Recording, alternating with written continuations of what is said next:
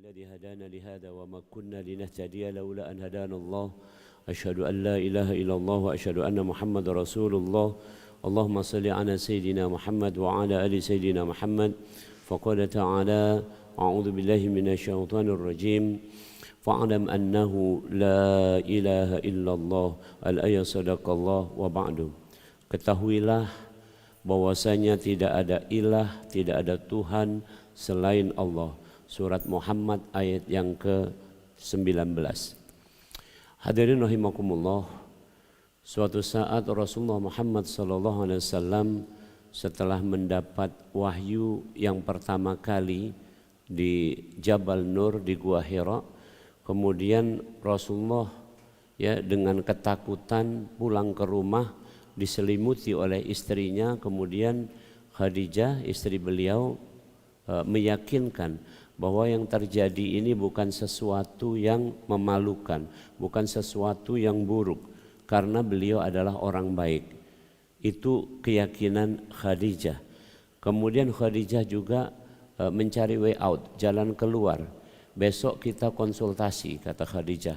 Maka konsultasilah kepada sepupu Khadijah, seorang pendeta namanya Waraqah bin Naufal. Waraqah bin Naufal. Maka kemudian konsultasi sama Waraqah dan diceritakan. Apa kata Waraqah?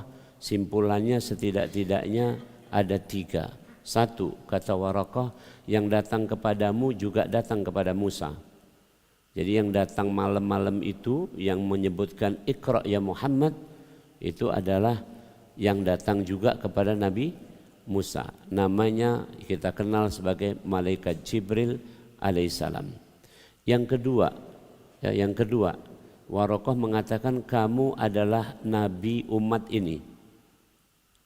Jadi umat saat itu nabinya adalah Nabi Muhammad SAW. Kalau kita lihat sekitar 31 tahun sebelumnya, yaitu pada saat Rasulullah usia 9 tahun, beliau diajak pamannya berjalan atau berdagang ke negeri Syam. Sampai di daerah sekarang masuk wilayah Syria, wilayah Basrah, beliau bertemu dengan pendeta Buhairah.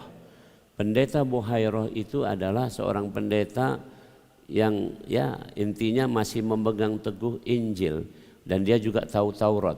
Maka di Injil dan di Taurat disebutkan di Al-Quran, alladzina atainahumul kitaba ya'rifunahu kama ya'rifuna abna'ahum. Orang-orang ahli kitab Yahudi dan Nasrani lebih kenal dengan Muhammad ketimbang kenal kepada anaknya sendiri. Jadi melihat ciri-ciri anak 9 tahun diajak berjalan oleh seorang laki-laki tua, maka pendeta Buhairah mengatakan ini adalah ciri-ciri dari seluruh ciri-ciri yang ada di situ. Ada awan yang mengikuti, pohon yang merunduk dan sebagainya. Ini adalah ciri-ciri seorang nabi. Jadi 31 tahun sebelumnya bertemu Buhairah. Kemudian waktu menjadi nabi dan rasul bertemu Waraqah. Itu satu aliran. Sekali lagi pertama disebutkan bahwasanya yang datang kepadamu adalah datang kepada Musa. Yang kedua, engkau adalah nabi umat ini. Yang ketiga, ini yang ketiga. Ini pagi ini yang ketiga ini yang ingin saya ajak kepada kita semua. Yang ketiga ini adalah engkau kelak akan dibenci, dimusuhi, diperangi, dan bahkan diusir. Mendengar kalimat ini, Rasulullah Muhammad SAW terheran dengan kalimat yang terakhir, diusir. Kenapa? Karena beliau adalah as-siddiq, beliau adalah al-amin. Pada usia kira-kira setelah pernikahan, umur 25 sampai usia-usia menjelang 40, beliau adalah tempat bersandar orang-orang Mekah. Jadi segala urusan itu soal kepercayaan, menitipkan barang segala macam itu kepada Rasulullah Muhammad SAW. Maka beliau digerali Al-Amin, termasuk peristiwa meletakkan Hajar Aswad. Al-Amin. Yang kedua, beliau tidak pernah dikenal sebagai orang yang bohong. Maka beliau juga dikenal sebagai as-siddiq. Dengan 2 gelar ini mustahil orang itu diusir. Tolong direnungkan mendalam ini. Orang yang punya gelar atau dikenal di masyarakat sebagai orang jujur dan orang kepercayaan, Ndak kado kamu nak ngusir wong kepercayaan kamu. Jadi sekarang pertanyaan aku yang agak mendalam be. Kamu percaya ndak sama bini kamu? Percaya. Nah sekarang kamu usirlah dia. Mau nggak? Ndak mungkin, ndak mungkin. Maka dijawab oleh Waraqah bin Naufal, kenapa kelak kamu diusir? Ini, maka kata Waraqah, tidak ada seorang pun yang membawa risalah seperti risalah yang engkau bawa ini kecuali diusir. Perhatikan kalimatnya. Jadi kalimatnya adalah tidak ada yang membawa risalah seperti yang akan dibawa oleh Rasulullah Muhammad SAW kecuali akan diusir. Apa risalahnya? Risalahnya kita kenal nih, risalah yang dibawa oleh Rasulullah Muhammad SAW namanya adalah risalah Islam. Tadi sengaja saya baca, hari ini kita tidak sujud sajadah tadi, saya menceritakan tentang risalah itu. Qul nahbitu minha jami'a fa imma ya'tiyannakum minni huda, yaitu petunjuk dari Allah sejak zaman Nabi Adam. Ya, di Al-Quran di surat yang nomor 22 juga disebutkan petunjuk itu namanya Islam, dinul Islam, millah Islam. Ya, yaitu petunjuk itu adalah risalah Islam. Itulah yang dibawa oleh Rasulullah Muhammad SAW. Risalah yang dibawa Rasul ini bukan bid'ah. Perhatikan di surat 46 disebutkan ma kuntu bid'am minar rusul, aku bukanlah bid'ah. Masih ingat tadi contoh ini? Bid'ah kan berarti apa? Sesuatu yang diada-adakan, yang baru, yang tidak pernah ada sebelumnya. Coba kita cek. Tadi yang datang kepada Nabi Muhammad siapa? Kata Waraqah, yang pernah datang kepada Musa. Berarti apa yang dibawa Nabi Muhammad sesungguhnya juga dibawa oleh Nabi Musa. Paham gara-gara itu? Jadi ulangi, tidak ada yang membawa risalah ini, risalah Islam ini kecuali akan diusir. Kata-kata diusir bisa bermakna dua. Diusir secara fisik, diusir secara mental. Diusir secara fisik, diusir secara mental. Diusir secara mental Rasul mengatakan sebagai gharib. Ya, orang-orangnya disebut sebagai ghuraba. Bahasa kitanya asing. Ya. Ja'al Islamu ghariba fasayaudu ghariba fatuba lil ghuraba. Islam datang pertama kali asing dan suatu saat nanti akan berulang menjadi asing, maka bahagialah orang-orang asing. Kamu orang asing atau bukan? Orang asing orang Palembang nih kan? Perhatikan, orang yang terasing dari mental yang buruk. Oke, ketahuilah pada masa Rasulullah diutus itu disebut sebagai zaman jahiliyah. Nah disinilah saya akan menyampaikan zaman jahiliyah. Silahkan buka Al-Quran di surat nomor 33 tentang diutusnya Rasul. Yukhrijuhum minadh-dhulumat ilan nur. Rasul itu diutus untuk mengeluarkan umat manusia dari kegelapan. Jahiliyah adalah kegelapan. Kegelapan berarti tidak ada petunjuk. Paham? Tolong camkan. Kegelapan berarti tidak ada petunjuk, tidak ada rambu-rambu, tidak ada cahaya, ya, sehingga orang meraba-raba atau bahkan orang tidak bisa tahu mano jalan mano tidak. Dalam kisah hikayat atau katakanlah cerita lucu orang-orang Komering, ada orang Komering enggak sih? Ada? Itu kan ada kisah cerita karena gelap-gelap, ya. Ganik sai rasa punti.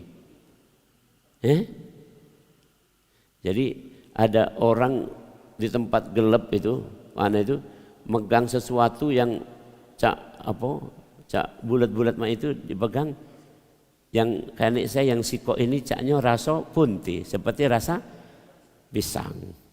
Ganik rua rasa punti. Ganik tolu rasa tai kucing.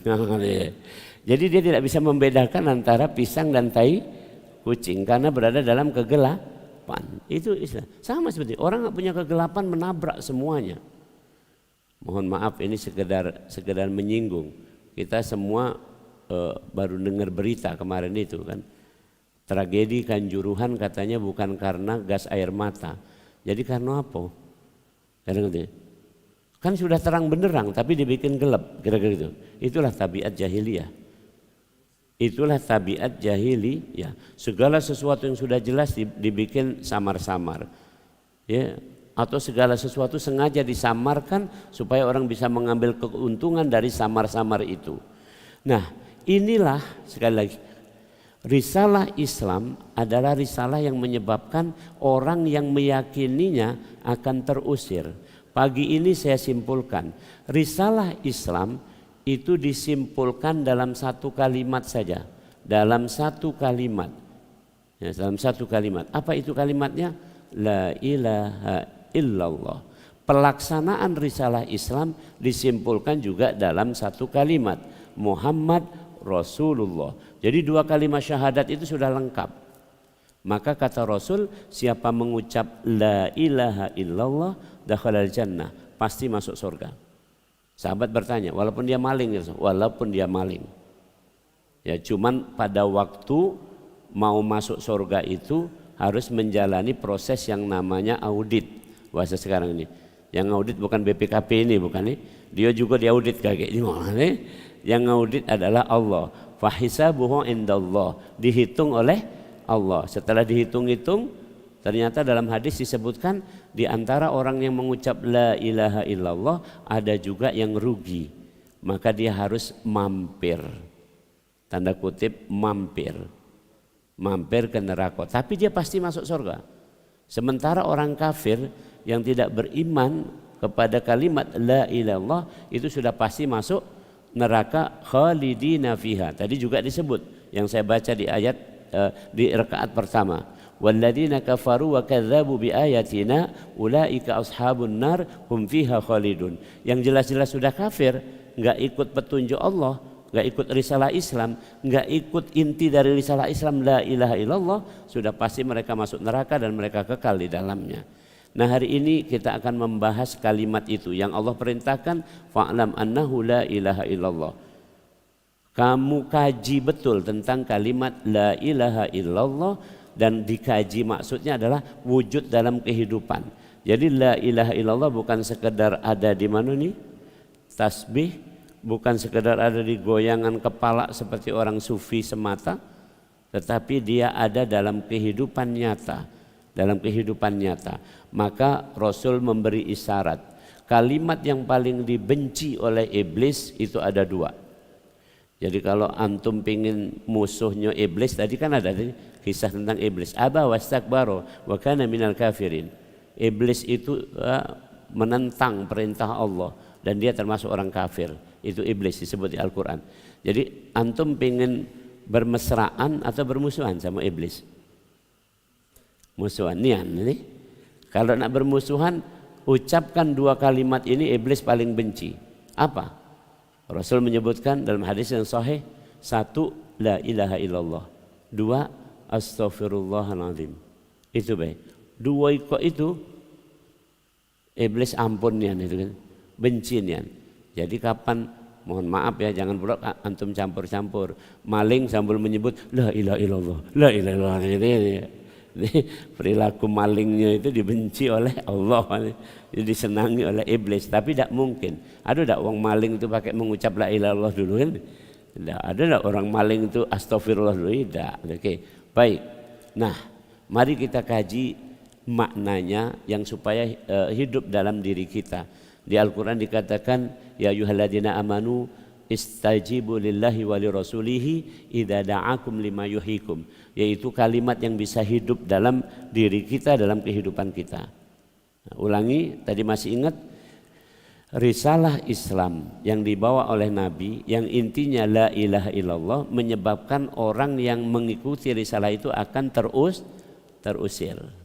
terusir secara fisik hijrah, terusir secara mental yaitu menahan perasaan yang enggak enak, jadi orang asing, ghuraba tadi. Oke, kenapa? Maknanya begini. Satu, yang disebut sebagai la ilaha illallah memiliki makna sakana ilaihi. Kalau diterjemahkan berarti tidak akan tenang kecuali bersama Allah. Sekarang pertanyaan aku, manusia ada yang merasa tenang dengan harta. Merasa ya, bukannya tenang, tapi merasa tenang dengan harta. Dia sangka bahwa harta akan menenangkannya. Ada enggak itu? Ada. Merasa tenang dengan makhluk. Dia tenang kalau dijaga oleh pengawal berlapis-lapis. Merasa tenang kalau dia sudah berteman sama pejabat. Merasa tenang kalau berteman sama segala macam ini. Paham kira-kira?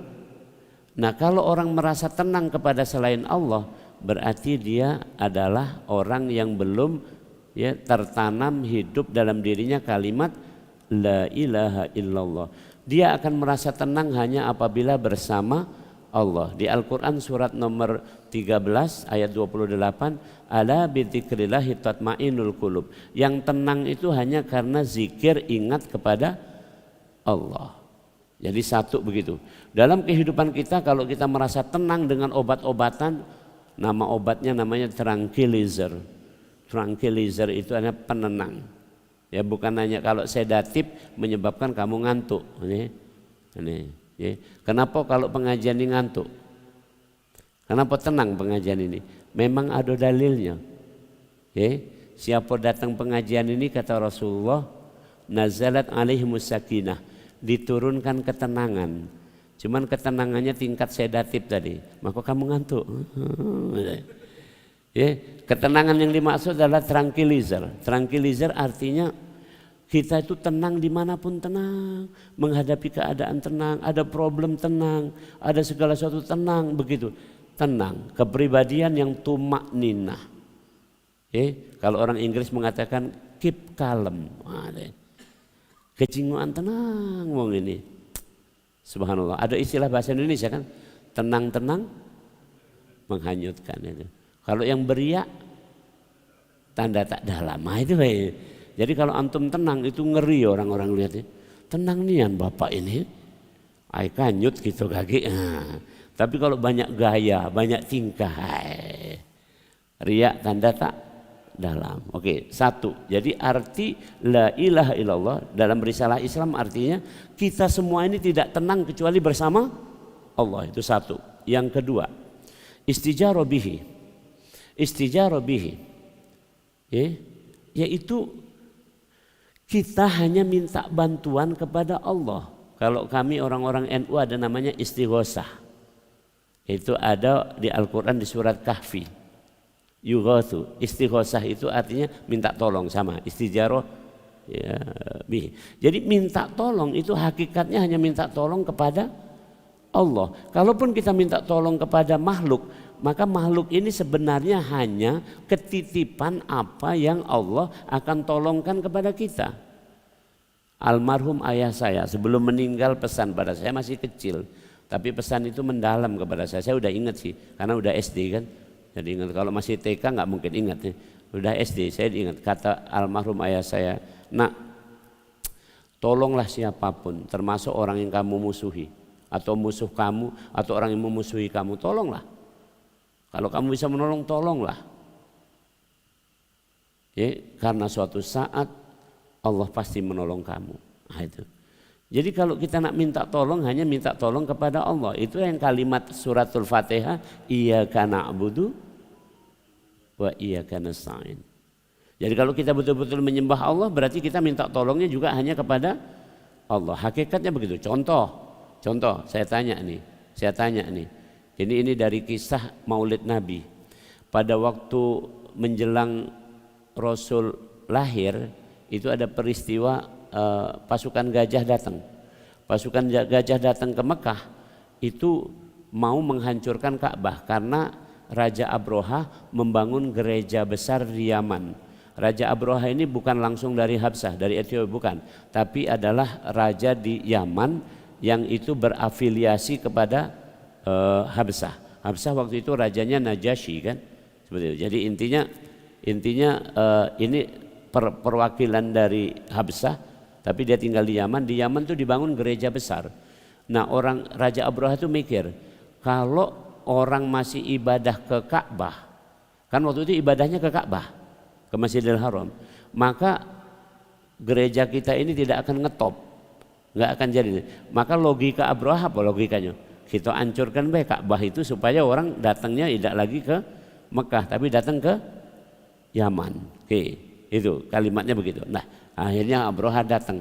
Waktu Abraha datang, singkat cerita, yang pertama dilakukan Abraha adalah perang mental, cywar, yaitu dirampas semua harta tokoh-tokohnya, termasuk juru kunci Masjidil Haram yaitu Abdul Muthalib, kakeknya Nabi. Itu juru kuncinya. Yang jaga Masjidil Haram dan Ka'bah adalah Abdul Muthalib, yang berhak untuk buka pintunya, mengurus segala macam. Orang mau izin masuk ke dalam Ka'bah itu harus izin Abdul Muthalib. Nah, Abdul Muthalib itu juga dirampas hartanya. Konon waktu itu dirampas 200 ontanya. Jadi pada waktu menjelang penyerbuan ke mana? Ke Ka'bah itu tadi, biasa dalam perang kan selalu ada apa namanya itu, ibarat bahasa kita tuh ngampuk dulu kan. Kalau kamu minta ampun lain cerita kan ini. Jadi dipanggillah Abdul Muthalib. Ya, kita kira-kira bahasa Palembang baik, Pak Abdul. Ini sudah jelas, katakanlah besok kami nak ngancurkan Ka'bah. Ini apa permintaan kamu? Di luar dugaan, kata Abdul Muthalib, ini kalimat ini adalah kalimat tauhid nih, perhatikan nih. Apa kata Abdul Muthalib? Ya, yang aku minta balikkan onta aku. Itu baik. Terheran Abraha, kan dia nak ngancurkan Ka'bah, tapi yang diminta Abdul Muthalib onta. Kenapa? Ini alasan Abdul Muthalib. Ka'bah urusan Allah, onta urusan aku. Nah, perhatikan kalimat saya. Jadi ini kepada pengertian tadi itu bahwa tidak ada kita minta tolong kecuali Allah, di sini kalimatnya. Sekarang saya contoh. Kalau kita sakit, berobat itu urusan siapa?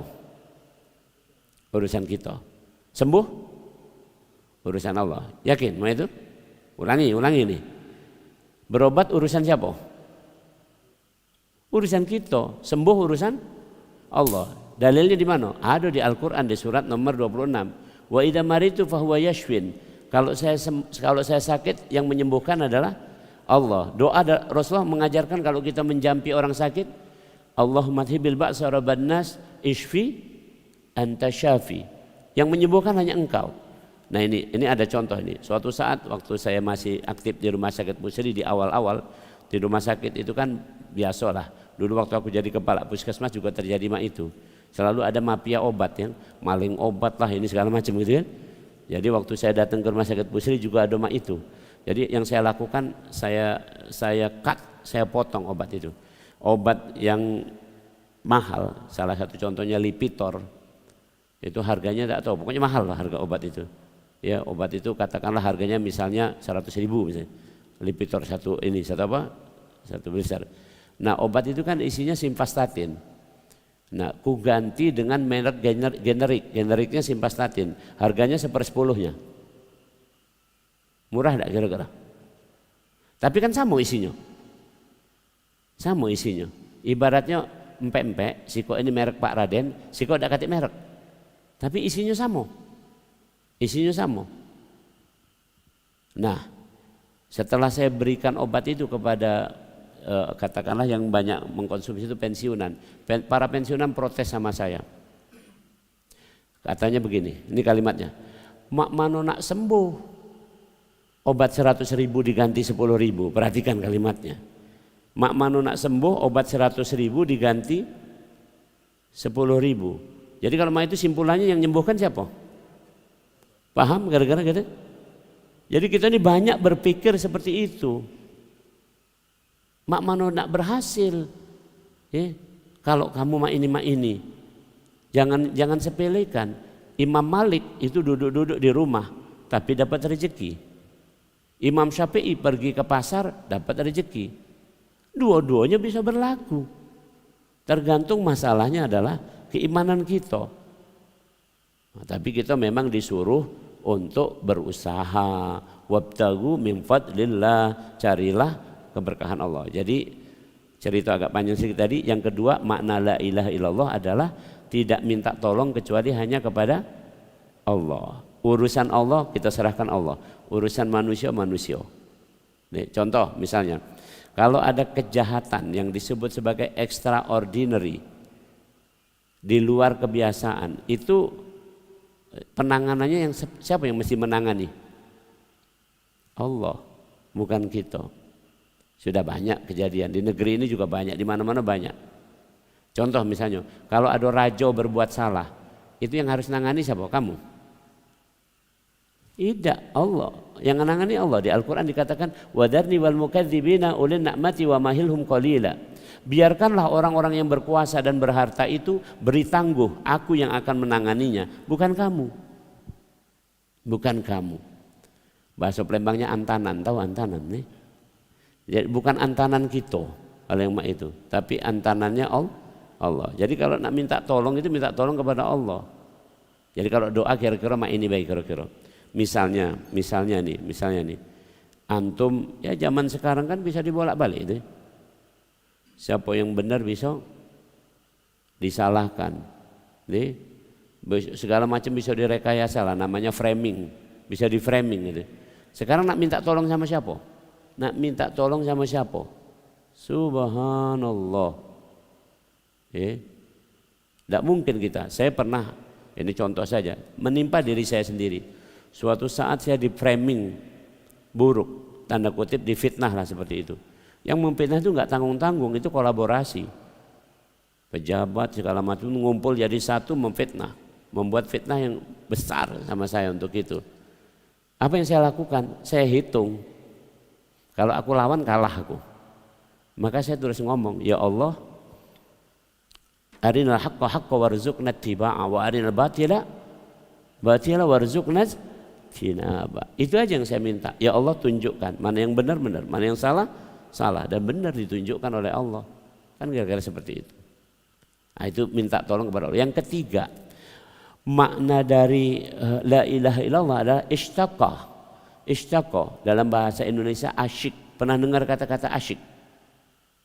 Asyik artinya apa? Ditambah lagi, asyik masuk. Nah, apa itu? Zaman dulu ini. Zaman sekarang katanya lagi istilah asyik gitu kan. Ya, sekarang ada santui, ada ini. Asyik masuk artinya kerinduan yang sangat. Rindu yang sangat. Suatu saat Bilal radhiyallahu an demam. Bilal demam waktu di Madinah. Bilal demam waktu di Madinah. Waktu ditanya ngapo demam, rupanya rindu Mekah. Perhatikan kalimat saya ini. Tolong camkan. Pertanyaan aku kira. Madinah sama Mekah subur mana? Madinah. Madinah itu dulu namanya Yasrib. Dalam kitab Taurat dan Injil disebut Yasrib adalah negeri yang dipenuhi oleh pohon-pohon korma. Makanya korma ajwa, korma Nabi itu adanya di Madinah, ditanam di situ. Jadi Madinah juga banyak wadi, banyak oase. Madinah itu subur dan rimbun. Mekah gersang, tapi Bilal rindu kepada Mekah sampai apa tadi? Demam. Padahal di Mekah dulu Bilal apa? Budak kan, disiksa kan? Sebelum dia dibebaskan oleh Abu Bakar dia disiksa gaweannya. Tapi dia rindu dengan Mekah. Jadi orang yang benar-benar rindu, contohnya Bilal ini tadi. Pernah dengar kisah siapa itu? Siapa Laila itu, pasangannya Laila itu? Hah? Iyalah pokoknya kisah Qais dan Laila kan? Qais dan Laila. Itu kan sampai kurus sekali, cak wong gila kan ini. Inilah kerinduan itu. Kalau di Turki, antum lihat di daerah Turki sebelah timur, itu ada kumpulan sufi yang pakai topi apa? Panjang itu. Dan saya sempat 3 bulan di Ibnu Sina Hospital di Ankara. Itu. Saya ikut mereka, juga ikut praktek mereka di emergensinya segala macam. Itu sebelah timur dari Ankara itu ada lupa saya namanya apa daerah itu. Daerah itu adalah daerah tempat kumpulan orang sufi dulu yang samanya Syekh Abdul Qadir Jailani dari situ. Itu ada tarian, itu tarian rindu itu. Sampai seperti orang mabok. Ya, seperti ya, kalau maboknya enggak nih. Jadi seperti orang mabuk, saking rindunya kepada Allah, sudah rasa rindu kepada Allah. Jadi yang kita rindukan tuh Allah. Sampai Rasul mengatakan, anta budullaha ka'annaka tarahu, fa illam takun tarahu fa innahu yarak. Tadi Al-Quran di rakaat kedua saya baca, wasta'inu bisabri wassalah wa innaha lakabiratun illa 'alal khashi'in alladzina yadhunnuna annahum mulaku rabbihim, yaitu orang yang merasakan berjumpa dengan Allah, mulaku rabbihim, liqo dengan Tuhannya. Itu. Jadi yang ketiga makna la ilaha illallah adalah merindukan Allah. Ini cukup bagus lagunya Rian. Rian itu dari Palembang, membentuk grup musik namanya The Massive. Itu budak Palembang kan? Membentuk musik namanya The Massive. Waktu itu dia habis konser kemana-mana, banyak konser. Waktu pertama ngetop laju banyak dak sholat. Suatu saat habis konser entah mak mano dia ngelewati masjid, mampir ke masjid itu terus nangis. Buatlah lagu itu, dengarkan aku, ku merindukanmu. Nah, itu lagunya dia itu. Lagu itu adalah lagu tentang dia sholat lagi, nangis ya dengan itu. Jadi rindu. Ini sekelas penyanyi ya. Nah apalagi antum kan bukan penyanyi, ini bosnya penyanyi kan. Jadi intinya yang kita rindukan adalah Allah. Itu makna yang ketiga. Makna yang keempat dari kalimat la ilaha illallah adalah wuli'a bihi. Wuli'a bihi.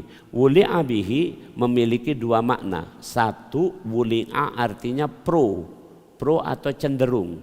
Jadi kita cenderung hanya kepada Allah, cenderung kepada Allah. Kalau ada pilihan Allah dan yang lain, maka kita milih yang cara Allah.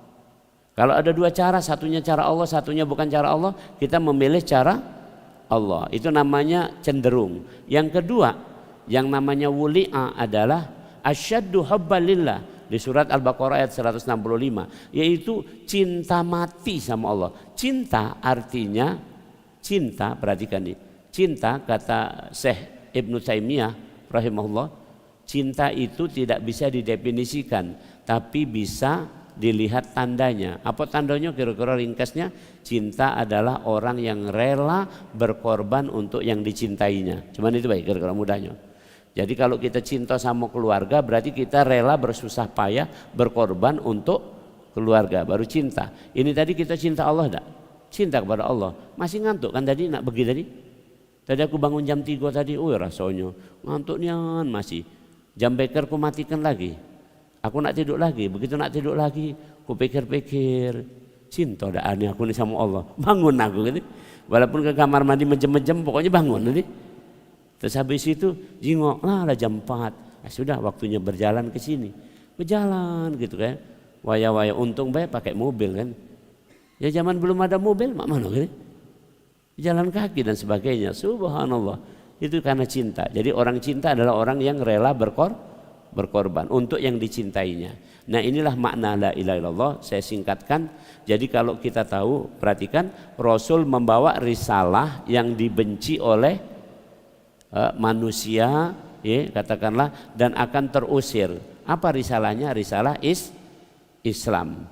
Ya, inti dari risalah Islam adalah la ilaha illallah. Makna la ilaha illallah tadi ada 5. 1 tadi tenang hanya bersama Allah. Kedua, minta tolong hanya kepada Allah. Ketiga, rindu kepada Allah. Keempat, cenderung kepada Allah. Kelima, cinta kepada Allah. Nah kalau ini wujud dalam kehidupan kita, insya Allah kita menjadi seorang muslim yang betul-betul ya, akidahnya kuat. Disebut di Al-Quran urwatil wuthqa lang fisama laha, ya, seperti itu.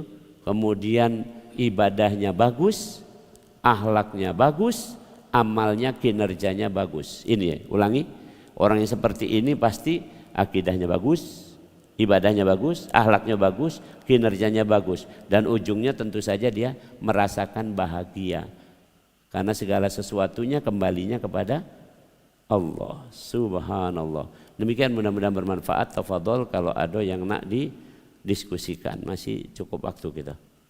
Silakan. Sekarang syuruk jam 10 menit 5 menit. Silakan. Ada pertanyaan? Hari ini agak tenang-tenang bahas ini karena berat nih. Silakan. Amin. Waalaikumsalam.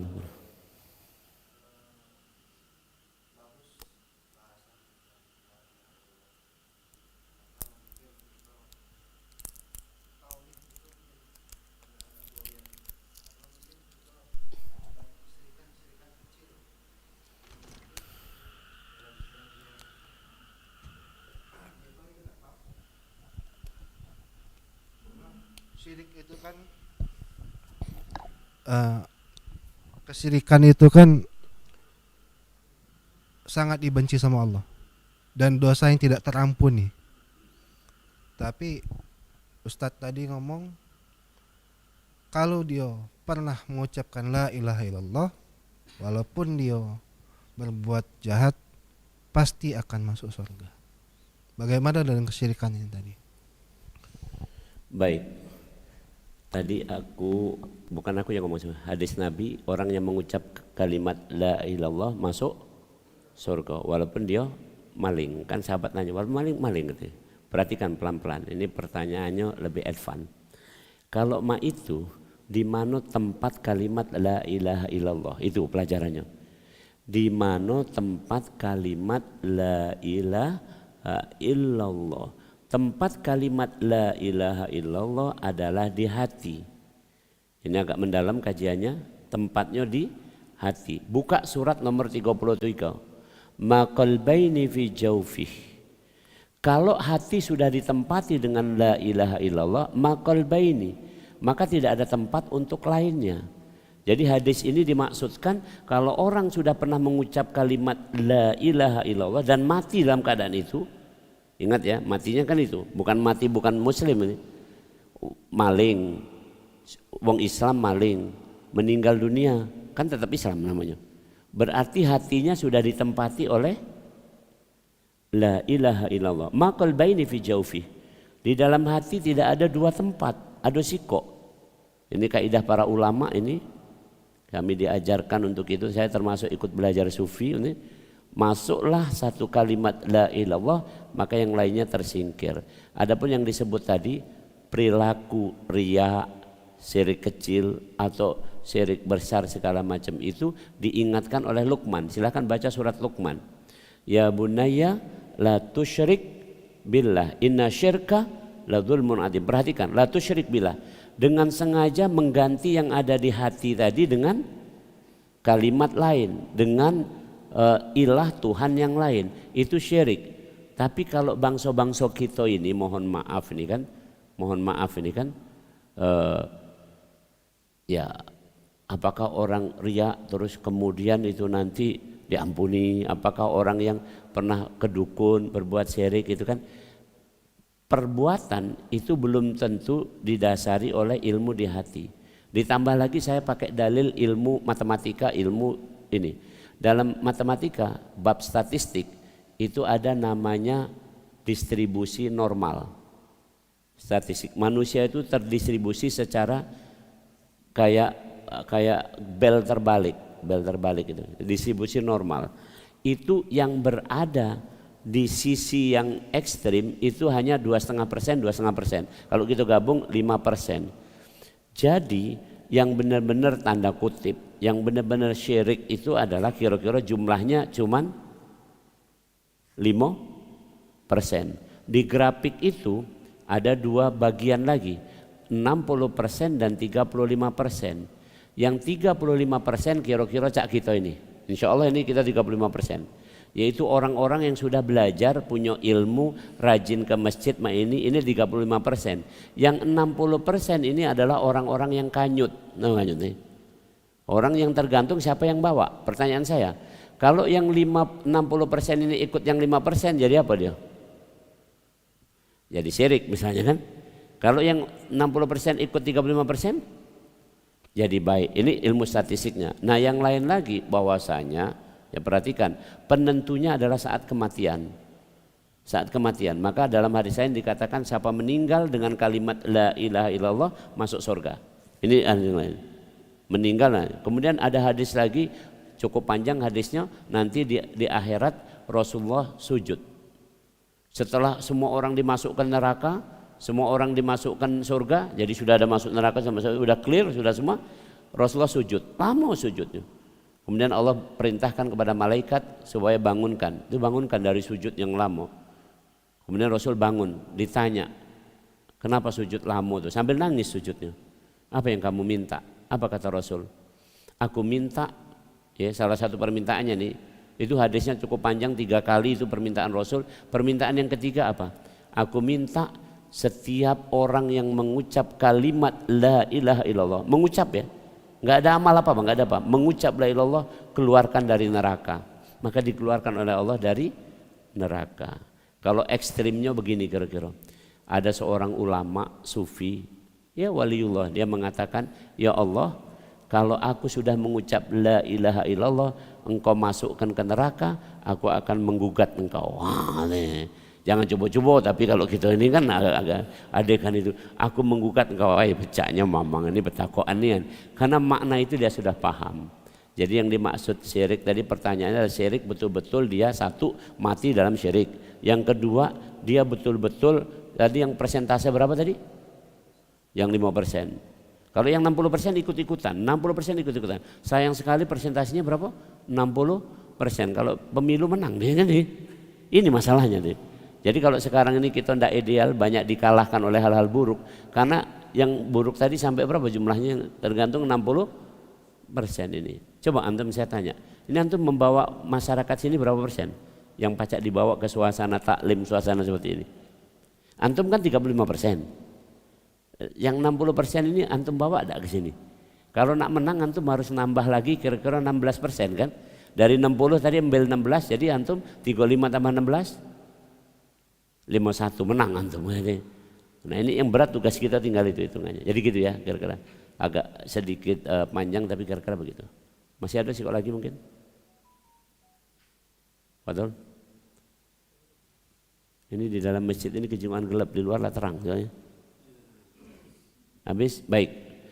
Kalau belum ada simpulannya pada hari ini, tolong camkan tadi kata-kata Rasul. Rasul heran kalau terusir. Saya simpulkan, kalau kita benar-benar mengucapkan la ilaha illallah, maka akan terusir. Ego kita pun akan terusir. Orang yang, contoh, ini saya pakai kalimat yang mudah saja. Ini para ulama atau apa menyimpulkan begini. La ilaha illallah dibenci oleh para raja. La ilaha illallah dibenci oleh para raja. Pertanyaan aku, raja itu dipuji atau memuji? Rajo. Kalau wong jadi rajo itu memuji atau dipuji? Enggak usah rajo lah. Antum pergilah ke kantor gubernur ini, apa, istana gubernur. Antum memuji gubernur atau gubernur memuji antum? Itu baik kira-kira. Wah mantap nian Prof Yuwono ini. Tidak mungkin. Pasti kita yang muji dia. Perhatikan kalimatnya. Sekarang sementara yang harus dipuji siapa? Dengan kalimat la ilaha illallah. Hanya Allah. Sekarang pertanyaan kedua, rajo itu ya, dilayani atau melayani? Ya kenyataannya berarti raja dilayani atau melayani? Wong jalan bae pakai forerunner, benar? Jalan pakai, kan pacak jalan dewek sebenarnya, tapi masih tetap pakai forerunner. Kita suruh minggir. Sementara yang mesti dilayani itu siapa? Ya. Kita tadi sujud itu rela tidak sujud tadi? Rela sujud kepada siapa tadi? Kepada Allah. Sekarang pertanyaan aku, rela tidak kita sujud kepada yang lainnya? Ya. Jadi kira-kira begitu. Jadi intinya kalimat inilah yang menyebabkan mental kita yang jelek juga terusir. Maka terkikislah dengan kalimat la ilallah, semua kesombongan, semua hal pada kita akan terkikis. Kalau antum udah paham la ilallah pasti akan terkikis. Ini akan terusir yang jelek-jelek tadi. Minta dilayani, minta dipuji, segala macam. Kalau dicela menjadi ciut, kalau dipuji menjadi medok, itu hilang kalau tuh. Kalau antum sudah paham dengan la ilaha illallah. Tapi kalau belum ya itu gilo pujian, gilo ini, gilo itu, gilo segala macam, gilo yang lain-lainnya. Ya, termasuk gilo masalah misalnya contoh sekarang ini ingat-ingat ya. Masalah yang banyak di masyarakat adalah jabatan, ini segala macam itu. Itu begitu Masya Allah orang tergila-gila betul ini. Nggak usah jauh-jauh lah. Apa namanya di kalangan perguruan tinggi juga seperti itu. Yang orang-orangnya adalah ilmuwan kan, perguruan tinggi ilmuwan, bukan kumpulan orang-orang yang nggak ngerti. Tapi pemilihan rektor, pemilihan dekan, pemilihan siapa, karena saya sudah ikut semua gitu. Itu isinya adalah penuh intrik. Kenapa? Karena orang gilo-gilo itu tadi semua. Orang gilo-gilo itu seperti itu. Nah, itu kalimat la ilallah dipertanyakan dalam dirinya. Kalau sudah sudah memang betul-betul dia harus terusir untuk konteks itu. Subhanallah. Demikian mudah-mudahan bermanfaat. Bismillahirrahmanirrahim. Alhamdulillahirabbil alamin wal aqibatu lil muttaqin wala udwana illa 'alal zalimin. Allahumma shalli ala sayyidina Muhammad wa ala ali sayyidina Muhammad. Allahumma arinal haqqan haqqan warzuqna ittiba'a wa arinal batilan batila warzuqna ijtinaba. Rabbana la tuzigh qulubana ba'da idh hadaitana wa hab lana min ladunka rahmah innaka antal wahhab wa hab lana haqiqatal imani bik hatta la nakhafa wa la narju ghairaka wa la na'budu syai'an siwak. Wa sallallahu ala Muhammad ummi wa ala alihi wa sahbihi wa baraka wa sallam walhamdulillahirabbil alamin. Assalamualaikum warahmatullahi wabarakatuh.